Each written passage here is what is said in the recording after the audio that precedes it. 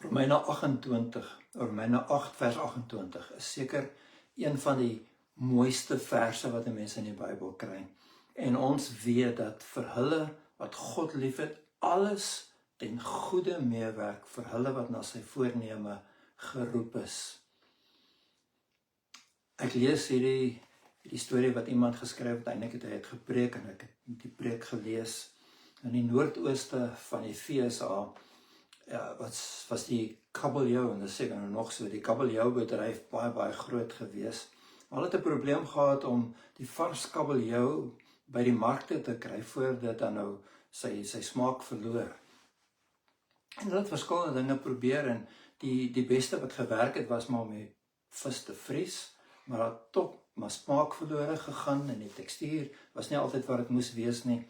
En hulle het verskillende dinge probeer. En een van die dinge wat hulle probeer het, so gaan die storie, ne, is dat hulle hierdie kabeljou in seewater vervoer het. Er is lang afstande, dan sit hulle die kabeljou lewendig in die seewater, so hy is nog lewendig wanneer hy by die mark kom.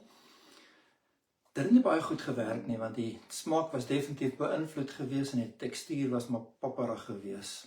Toe het iemand met hierdie baie kreatiewe idee vorendag gekom, en dis om die kabeljou se aardsvyand, sy natuurlike vyand, saam in hierdie tank te sit van seewater, en hierdie sal die katvis wees, en die katvis sal gedurig die kabeljou rondjaag, terwyl hy nou in die tank is, sodat wanneer hulle by die mark kom, is daardie kabeljou op en wakker. Hulle het gesê die tekstuur is beter, die smaak is beter. En die prediker het nou hierdie storie gebruik om te verduidelik, die Here laat dinge in 'n mens se lewe toe, en baie van daardie dinge is baie moeilik, dis die hartseer dinge van die lewe. En hy sê, die Here gebruik nou hierdie hartseer dinge in die lewe, die teleurstellings en mislukkings, die seerkry wat ons het, om iets moois in ons lewe te werk. So, sy boodskap wat hy het is baie mooi, en dis waar. Sy storie is nie waar nie. Die kabeljou is 'n seewater, soutwatervis. Die katvis is 'n varswatervis. So hulle kom nie by mekaar uit nie, hulle is nie natuurlike vyande nie. Daar's nêrens enige rekord dat hulle ooit hierdie kabeljou vervoer het in hierdie tanke saam met katvis nie. So waar hy sy storie gekry het, weet ek nie, maar sover as ons kan sien, is dit nie die waarheid nie. Maar jy weet, toe ek het nou besef, toe dink ek aan, hy probeer om, en ek glo sy motiewe was baie mooi geweest, hy probeer om iets wat onverstaanbaar vir 'n mens is, op 'n manier verstaanbaar te maak. En ek weet nie of 'n mens kan nie.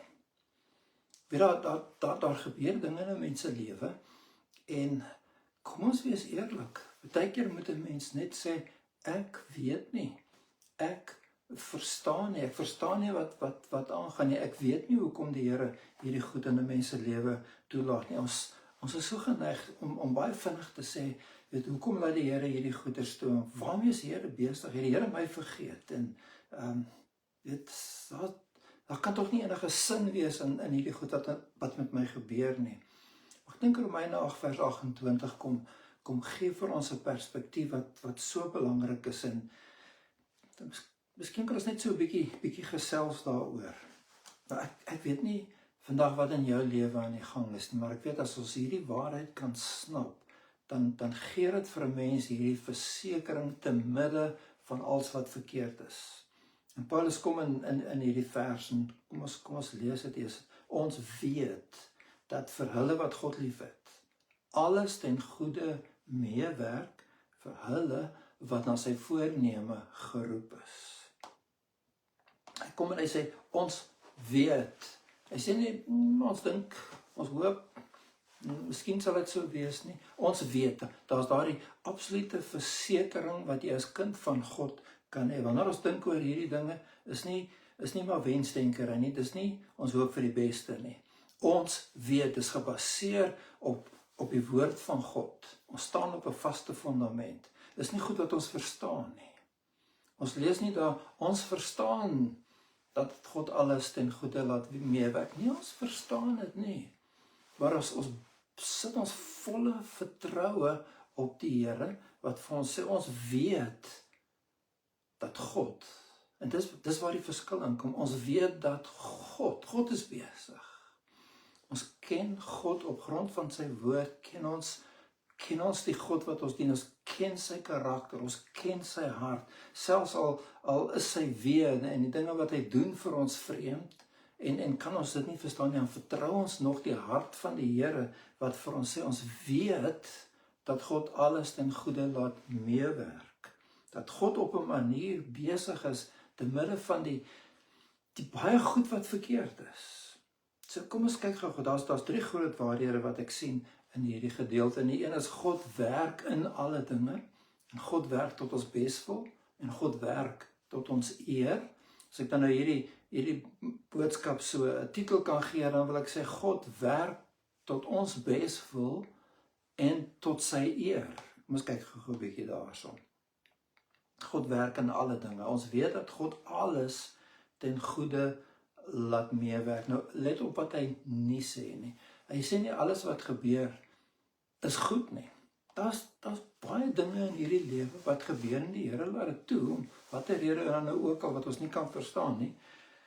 Daar's baie dinge wat nie goed is nie. Kanker is nie goed nie, geweld is nie goed nie, oorlog is nie goed nie, haat is nie goed nie, sonde is nie goed nie, die gevolge van sonde is nie goed nie. Dit baie keer wil ons die Here blameer vir die gevolge wat volg op mense se verkeerde keuses, op mense se sonde, en die Here laat daardie gevolge toe.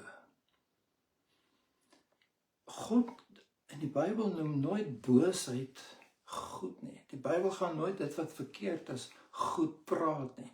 En hierin lê 'n stuk troos vir ons ook, dat die goed wat met ons gebeur, as dit verkeerd is, dan is dit verkeerd.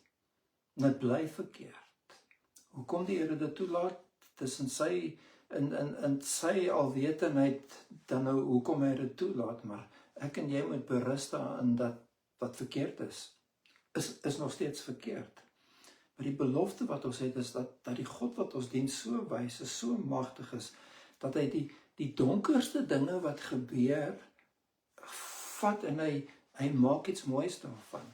Op 'n manier hoe mense dit seker kan probeer verduidelik, as jy dink aan 'n tapisserie. Nou, as jy aan die agterkant van 'n tapisserie kyk, dan sien jy net die knope en die gare, en is losdraad, en is glad nie mooi nie. As jy hom omdraai, dan sien jy die kunstenaar se skepping, wat hy of sy dan nou eintlik wou geskep het, daardie mooi toneel wat uitgebeeld word. En so is daar baie losdrade en knope en goed wat lelik lyk in ons lewe. Maar God is besig met 'n plan, al verstaan ons dit nie, iets wat mooi is. En ja, eendag gaan ons die voltooide ontwerp sien, maar God sien al klaar die voltooide ontwerp. Die Here weet waarmee hy besig is. Jy weet, ons sien die verwarring, God sien die doel wat hy het. Ons sien die stukkie waarmee ons besig is, die hoofstuk, God sien die hele verhaal. Een van die mooiste voorbeelde hiervan in die Bybel is die storie van Josef. Nou, sonder om nou in detail in te gaan, jy onthou van Josef wat deur sy broers verkoop word, en dan land hy op in die tronk op die ouend, in Egipte, en hy's onskuldig, maar uiteindelik bewerk die Here dit so, dat hy basies die tweede belangrikste persoon, na die Farao, in Egipte is. En dan kom sy broers op 'n dag aan, dieselfde broers wat hom verkoop het, dieselfde broers wat hom wou doodmaak, en hulle is daar om te kom kos koop, en deur die Here se beskikking is Josef die een wat die land voorberei het op 'n geweldige hongersnood, en wanneer die mense van oral af kom om kos te kry, dan is daar kos, en weet, hulle kan gered word, en Josef se eie familie, sy pa kan kos kry. Lang storie kort te maak, uiteindelik gaan Josef se pa dood. En nou is die broers baie bekommerd, gaan Josef nou wraak neem? Dis nou die ideale tyd vir Josef om homself te vergeld. En dan kom sê in Genesis 50 vers 20, julle het wel kwaad teen my bedink. Let wel, hy praat dit nie goed wat hulle gedoen het nie. Julle het wel kwaad teen my bedink, maar God het dit ten goeie gedink. Jy weet, Dis wat ons hier op ons hart moet skryf. God het dit ten goeie gedink, selfs wanneer die kwaad vir my nie sin maak nie. God het dit ten goeie gedink om te doen soos dit vandag is, om 'n groot volk in die lewe te hou. Nou ja, dis waar, mense het dit kwaad bedoel, God het dit ten goeie bedoel. Die Here was die hele tyd aan die werk. En hy werk nog steeds ook so in ons lewens. Nog 'n pragtige vers hieroor is Jakobus 5 vers 11. En ons ken die storie van Job en hierdie versie gaan oor Job. En dit gee vir ons 'n kommentaar op Job se lewe wat ons nie in Job self sien nie. Jakobus 5 vers 11. Jy het gehoor van die lydsaamheid van Duld, van daardie geduld wat hy aan die dag gelê het, sy volharding om nog steeds aan te hou en die Here te vertrou. En julle het die einddoel van die Here met hom gesien. So as mens terugkyk op Job se lewe, kan ons sê ons het die einddoel van die Here met hom gesien. Dat die Here vol medelee en ontferming is. Kyk, toe Job daar gesit het en die honde het sy sere gelek en hy was doodsiek gewees en niemand wou met hom enigiets te doen gehad het nie, behalwe net om foute te vind met hom. Het hy baie min besef en beleef van die Here wat vol medelee en vol ontferming is. En so in jou lewe ook. In die midde van die swaar kry, voel dit of God, die God van liefde, ver van jou af is, die God wat troos en wat ons graag ver van jou af is en stil bly en mens wonder, hoe werk hierdie goed? Maar die einddoel, en dis die bemoediging, God het 'n einddoel wat mooi is, wanneer 'n mens kan terugkyk en sê, kyk net hoe goed was die Here gewees. God was getrou aan sy karakter om 'n goeie God te wees, God wat omgee, vol medelee is, vol ontferming is. Tweede ding wat ons hier sien is God werk tot ons beswil. Nou, Paulus sê nie net dat God werk nie, hy werk tot beswil van sy kinders, tot voordeel van sy kinders. En dit laat mense nou met die vraag, jy weet, wat is goed vir ons? Ekskuus. Dis so maklik om hierdie valse idee te hê van as 'n kind van die Here gaan dit altyd goed gaan met my. Ek gaan voorspoedig wees, ek gaan nooit siek word nie, ek gaan altyd oorvloed hê, mense gaan van my hou, ek gaan nie konflik in my lewe hê nie, dit gaan net goed gaan. Maar weet jy, dis nie die beeld wat die Here van ons skep nie. Selfs hier in Romeine 8 praat dit van hierdie huidige lyding, hierdie teenwoordige lyding, swaar kry. Ons wil gerief van voorspoed en sukses en goeie gesondheid en maklike omstandighede hê, maar dis nie hoe God goed definieer nie.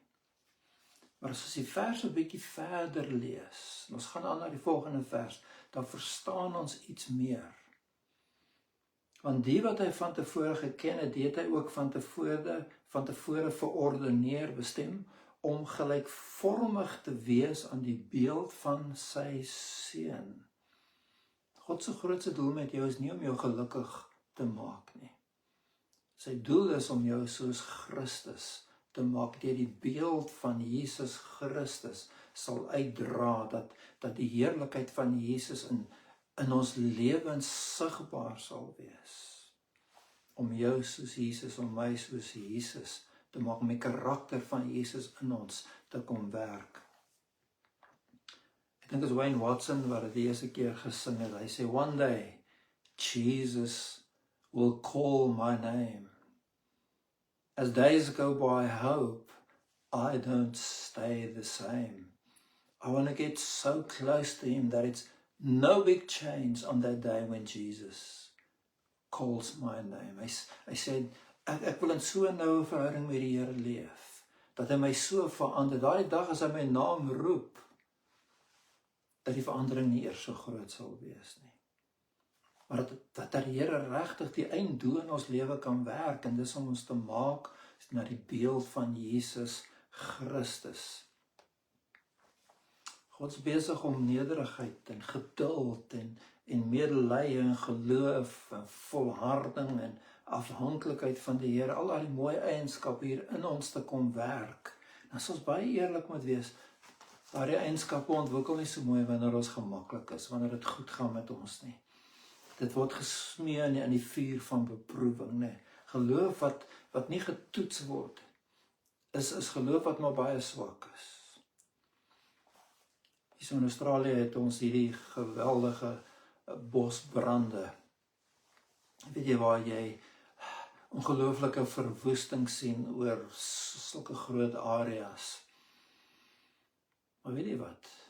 Na die reën, dan kom daar nuwe lewe. En dis ongelooflik om te aanskou hoe dit wat eens swart dood is, dan nou herleef en die nuwe natuur kom na vore. Nou weet ek in Suid-Afrika, waar ons so geseënd is met fynbos. Baie van daardie fynbos gaan nie ontkiem tensy daar eers 'n brand was nie. En so in ons lewe moet ons ook besef, weet die dinge wat seer kry veroorsaak en verwarring veroorsaak, is baie keer maar deel van die goed wat die Here toelaat in ons lewe om iets moois in ons te maak. God se mooiste werk is wanneer hier binne ons is wanneer dit swaar gaan met ons. Die derde ding wat ek wil sê hier oor hierdie Romeine 8 vers 28 is God werk tot sy eer. Weet dit gaan nie net oor God het werk tot ons persoonlike voordeel nie. Hoe mooi dit ook al is dat ons word soos Jesus Christus. God werk en dis die einddoel is dat hy die eer gaan kry. Hierdie gemeente nie baie ver van ons af nie, so 100 kilometer in Sydney. Noem hulle self City Light. En hierdie liedjie het by hulle ontstaan, word genoem His Glory and My Good. En hulle sê, I've seen my Father's glory revealed in Jesus Christ. And the more that I behold him, the more he is satisfied. When I gaze upon his beauty, when I see him as I should, then my eyes are lifted upward for his glory and my good. Then my eyes are lifted upward for his glory and my good. There is hope in every trial, for I can trust the Lord. He will turn my heart toward him and help me bear the thorn. So in faith I follow Jesus on the road not understood, for I know that he is working for his glory and my good. To God be the glory, to God be praise. He alone, the name above all names. I will boast ever only in the Lord my God, for I know his glory is my good. For I know his glory is my good. Wanneer God die eer ontvang in my lewe, kan dit nie anders as om goed te gaan. Weet jy, as ons nou gaan dink aan die kruis van Jesus, dis ek dink die grootste voorbeeld wanneer dit gelyk het asof die bose gewen het. Weet op Goeie Vrydag wanneer Jesus aan die kruis hang en hy sterf, dan lyk dit so verkeerd. Hierdie seun van God verwerp, geslaan, bespot, gekruisig, doodgemaak. En uit 'n menslike oogpunt lyk dit asof hy 'n totale nederlaag ly. Maar dis die grootste oorwinning in die mensdom. Toe Jesus opstaan uit die dood, toe's alles anders. Wat Satan as vernietiging beskou het God vir redding gebruik. Weet jy, die kruis bewys maar net God se vermoë om onmeetbare goed te bring uit ondenkbare lyding.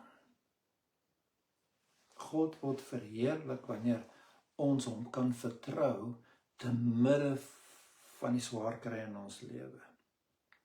Ek dink wanneer die ongelowiges na ons kyk en hulle sien, ons bly getrou aan die Here, wanneer hulle ook sien dat dit swaar gaan met ons, dan word God verheerlik. Wanneer ons die Here deur ons trane aanbid, word God verheerlik. Wanneer ons die Here bly dien, ondanks teleurstelling, word God verheerlik. Wanneer ons hoop vashou te midde van onsekerheid oor die toekoms, word God verheerlik. Wanneer ons lewe getuig het, dat ons getrou bly aan die Here, dan is die boodskap, God is waardig om vertrou te word.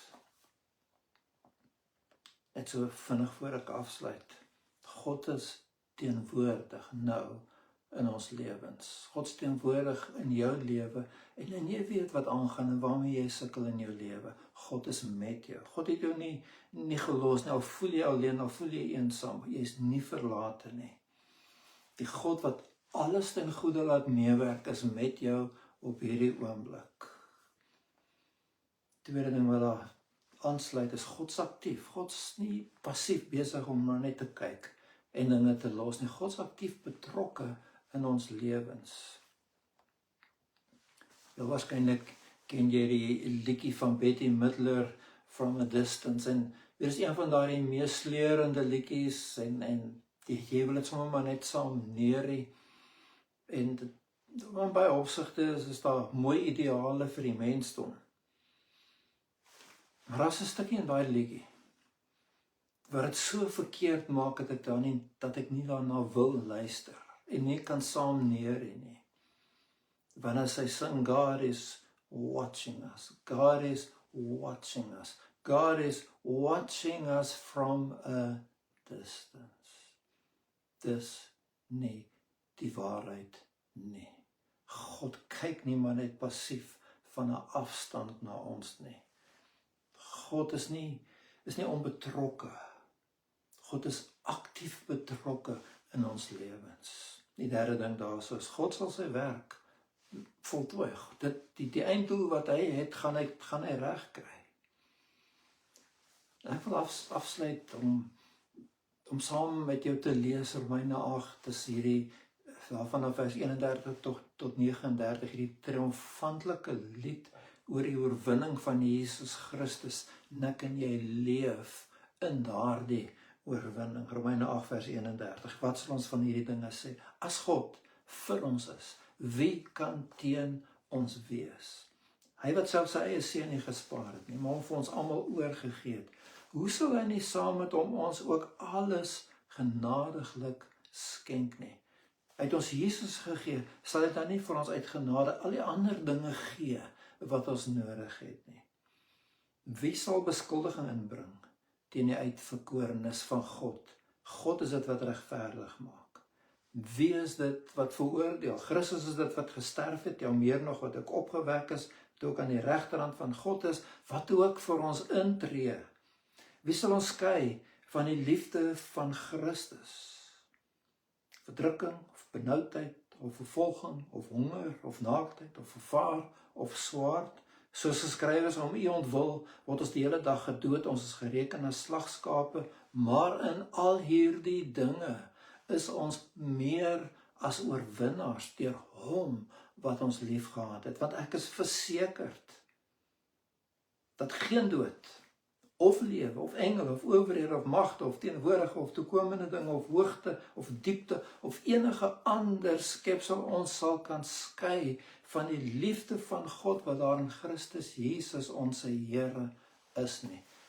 Kortom, niks kan jou skei van die liefde van God nie. Maak nie saak wat in jou lewe aan die gebeur is nie. My wens vir jou is dat jy in te midde van die swaarkry net vaster sal klou nog aan die Here en sê, my vertroue Here is volkome op U. Ja, mag U verheerlik word in my lewe. Mag ek verander word om meer soos Jesus te wees. Here, ek vertrou U vir die beste uitkoms in my lewe. Mag dit vir jou waar word. En so kom verklaar ons, Here, te midde van alles, is ons meer as oorwinnaar deur Jesus Christus, wat ons liefgehad het, homself vir ons gegee het, opgestaan het uit die dood, leef, sit aan die regterhand van die Vader, vir ons intree. Here, ons is veilig in U hand. Ons kom sê dankie daarvoor. Voor ek afsluit, hierdie versekering dat God in beheer is, en dinge vir ons uitwerk, kan net werk as jy kind van die Here is. As jy nog buite die plan van die Here is, kan jy nie staat maak op God se werk in jou lewe nie, want God is nie deel van jou lewe nie. Jy laat hom nie toe nie. Kom ek vra vir jou, is Jesus die Here van jou lewe? Het jy op daardie plek in jou lewe gekom wat jy voor die Here gekom het en jou sonde kom belyk en sê, Here, hierdie mense is sondig, is skuldig, ek is veroordeeld, maar ek glo dat U die redder is, U die een is wat vir my gesterf het, en Here, ek neem U as my saligmaker aan. Ek kom sê, Here, word my Here in my lewe. Doen dit, en al die seën wat die Here vir ons beloof hier in Romeine 8, vloei na jou toe. Doen dit in die naam van Jesus, doen dit sommer nou. Baie dankie. Dankie dat jy saam geluister het. Mag die Here vir jou seën. Onthou die boodskappe van ons is beskikbaar op ons YouTube kanaal Hoop Nogtans. Het sal so 'n maand op Facebook wees en dan word dit afgeneem deur Facebook, so dit sal langer nog daar beskikbaar wees. Share gerus hierdie boodskap vir iemand wat jy dink dit kan waardeer, wat dit nodig het. En baie dankie vir elkeen se mooi kommentaar, elkeen wat like en wat share. Mag die Here ook vir jou ryklik seën. Alles van die beste vir die week.